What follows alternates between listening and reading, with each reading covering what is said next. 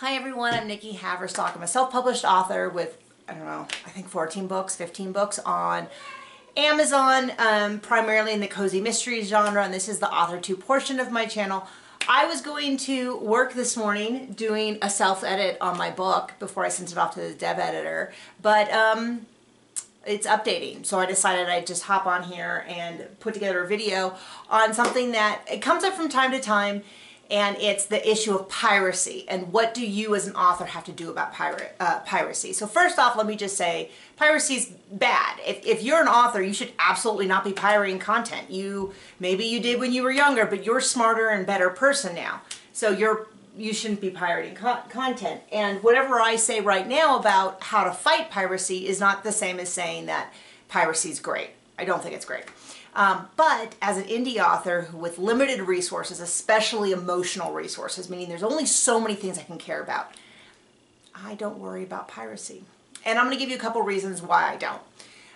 First off, this is kind of those things that a lot of authors know, but not a lot of the general population knows, which is if I was to say, I'm going to read the Harry Potter series and I don't want to pay for anything, despite the fact that it's easily borrowable through my local library, and I go free Harry Potter or free Nikki Haverstock or free anything, you'll find a bunch of sites that will claim to have those books. Now the reason I say claim is because through sort of word of mouth and people figuring out, a lot of these sites that claim to have any book you want, they even claim to have books that are on pre-order, they don't actually have the books. What they have is a fancy program that pulls listings off of Amazon, and then their goal tends to be one of twofold. So there's two possible motives. One is to infect your computer with viruses. So they go, oh, you want the blibbity blop from Whoity Hid? Oh, obviously we have it. Here's the listing that we just pulled off of Amazon to make it look real. Click on this link, and then you download software that steals your information, crashes your computer. It's either malicious in the sense that it's just going to destroy your computer, or it's actively stealing your information. Which is related to the second thing, which is sometimes they tell you to enter a credit card, in which case you expect a bunch of fraud charges.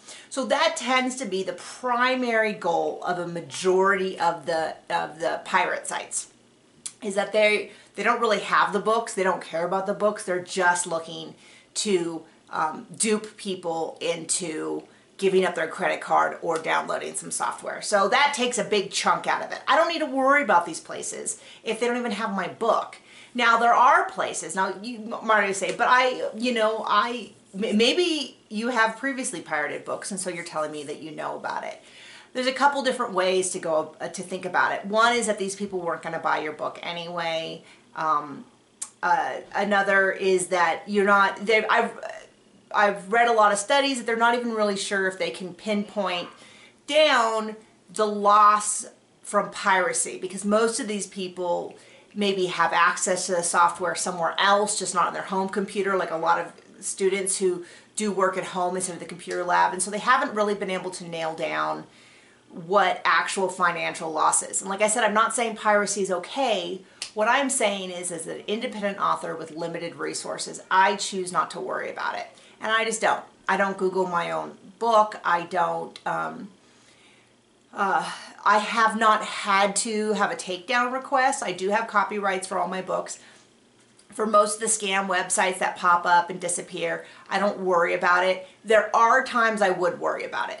The major retailers, and I mean Amazon, Nook, Barnes & Noble, Google Play, Apple /iBooks, those are the big ones. There's some smaller ones. If my book was listed on one of those vendors, I would go to those legitimate vendors. Those are legitimate vendors. They are absolutely looking to remove fake copies. I'm not saying they're going to be the fastest at it, but those are places I would worry about. If someone uploaded my book, my ebook, they can resell paperbacks. That's allowed. Just so you know, that's totally fine. As long as they, I mean, there is kind of some questions. Some of them are drop shipping. There is a very small issue with textbooks where they take the book and they copy it, but they're not really doing those for fiction books. So let's just stick to fiction books. So those places I would worry about, but that has not happened to me. That has not been a problem for me. And a lot of you can pay a service that will monitor the email. They'll automatically send out cease and desist, takedown notices to places, but they cost a lot of money. Some people, if you are making $200,000 a year and you're paying someone $1,000 a year to do that for you, that might be worth the peace of mind. It's not that is not a.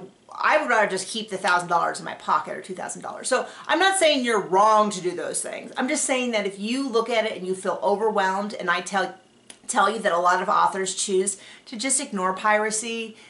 It's unfortunate, but it saves you a lot of time and energy, emotional energy, of frustration. And that's something that appeals to you, then that is a perfectly fine and normal and accepted policy that you don't have to worry about piracy if you so choose. And there you go. So good luck, and I hope it's not an issue that you have to face. Bye.